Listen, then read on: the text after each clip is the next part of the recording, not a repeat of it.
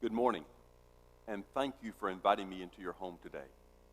When my two children, Nathaniel and Rachel, were very young, my wife and I taught them not to talk to strangers. We placed this barrier up to protect them. One evening when my daughter was 4 years old and my wife was working late, I picked my daughter and my son up from daycare and took them to McDonald's for dinner.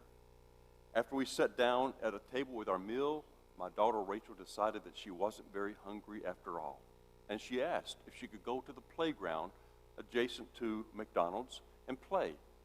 I told her that it would be okay, and I positioned myself at the table with my son so I could keep my eye on her.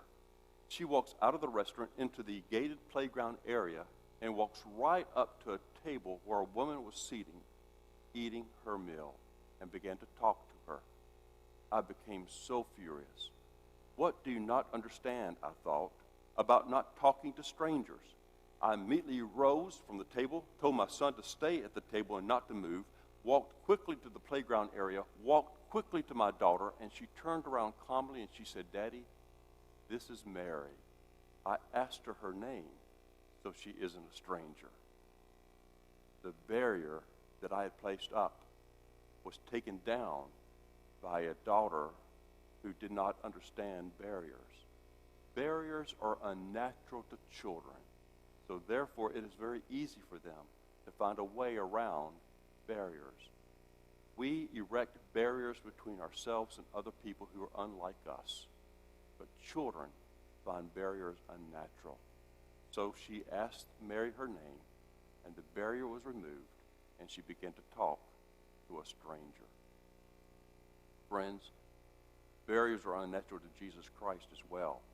And that may be why Jesus has said, if we are to see the kingdom of God, we must become like little children.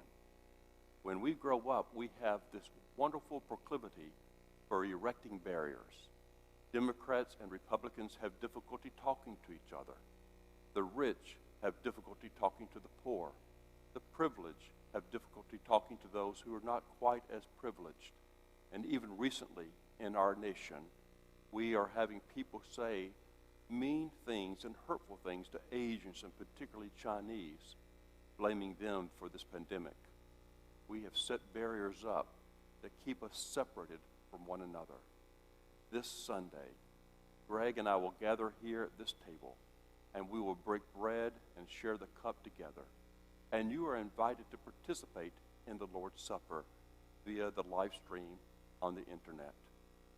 We do so joining Jesus Christ, breaking down barriers, and saying that whether we are Democrats or Republicans, whether we are one color or another, whether we are rich or poor, we are all family, members of the household of Jesus Christ.